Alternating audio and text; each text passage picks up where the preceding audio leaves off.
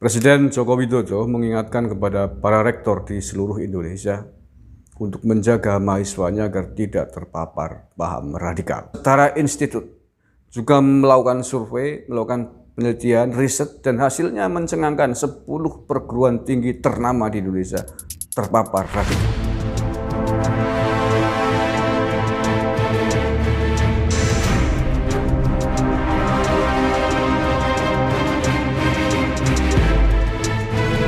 Assalamualaikum warahmatullahi wabarakatuh. Salam Nusantara, salam sejahtera untuk kita semuanya.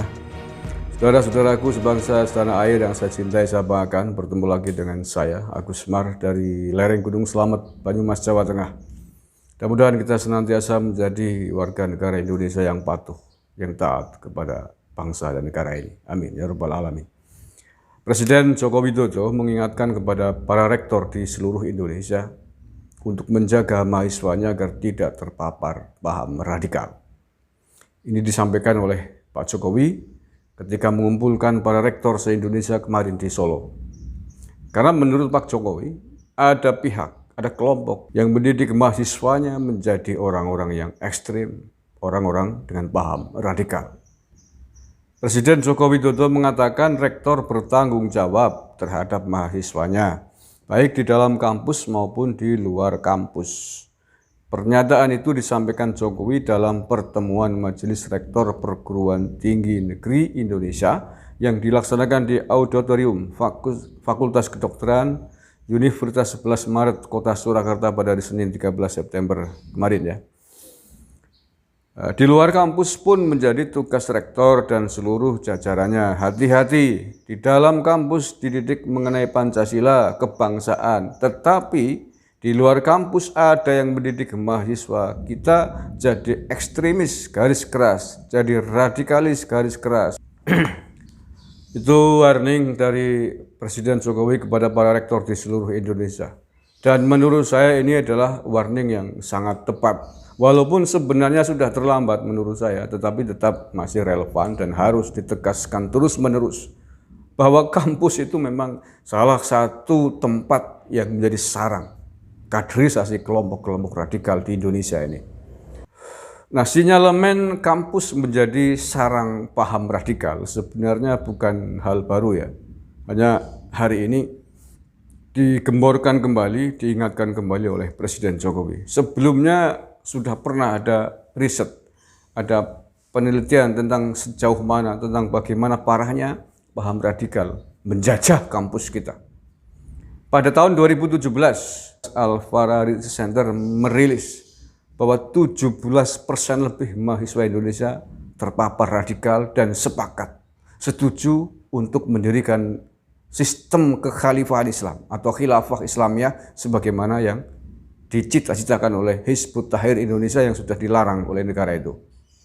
Itu risetnya Al-Fara Research Center.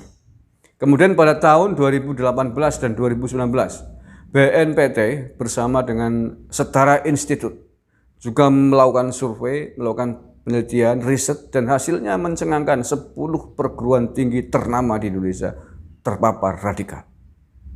Itu BNPT dan Setara Institut, tidak main-main. Nah, saya baca aja nih biar nggak salah ya. Direktur Riset Setara Institut Halili mengatakan terdapat 10 perguruan tinggi negeri di Indonesia terpapar paham Islam radikalisme. Hal ini berdasarkan riset yang telah dikerjakan. Ia juga mengatakan gelombang radikalisme pada 10 PTN tersebut dibawa oleh kelompok keagamaan yang eksklusif, yakni dari kelompok Salafi, Wahabi, Tarbiyah, dan Tahririyah. Corak kegiatan keislaman di kampus dalam kurung yang terpapar radikalisme itu monolitik, cenderung dikooptasi oleh golongan Islam tertentu yang tertutup dan eksklusif. Nah, ini dia 10 PTN yang menurut Halili sudah terpapar atau tersusupi paham radikal.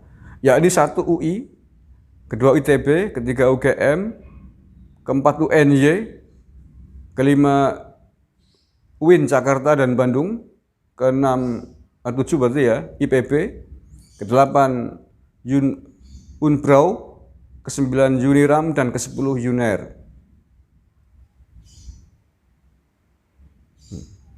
Ia juga mengatakan kelompok keagamaan eksklusif tersebut melahirkan wacana yang kebenarannya diyakini sendiri. Dominan wacananya secara umum yakni berpegang teguh pada Al-Quran, Islam terzolimi, Islam harus waspada. Mereka hanya meyakini yang mereka pelajari dan cenderung waspada dengan yang berpikir berbeda, kata dia. Nah, itu ya. Jadi bukan barang baru sebenarnya. Tetapi saya kira Pak Jokowi ini memberikan warning pada saat yang tepat. Pada saat hari ini nampaknya kelompok-kelompok garis keras, kelompok-kelompok berdebah ke partai ini kembali menampakkan jati dirinya. Dan untung Densus 88 terus bergerak dan menangkap sel-sel mereka. Nah, bahkan penelitian terbaru mencengangkan. Ini dilakukan di Bandung nih. Ini hasil penelitian dari PKM UPI ya. Dari 100 siswa setingkat SLTA di Bandung, Jawa Barat, 44 diantaranya sudah terpapar virus kadrun radikal. Ini saya baca nih. Ini diangkat oleh Detik ya. Tim Program Kreativitas Mahasiswa atau PKM Riset Universitas Pendidikan Indonesia atau UPI menemukan fakta bahwa 44 dari 100 siswa tingkat menengah atas di Kota Bandung telah terindikasi memiliki paham radikal. Hal itu ditemukan dalam penelitian yang dilakukan pada Juli-Agustus 2021, masih baru ya, baru kemarin nih.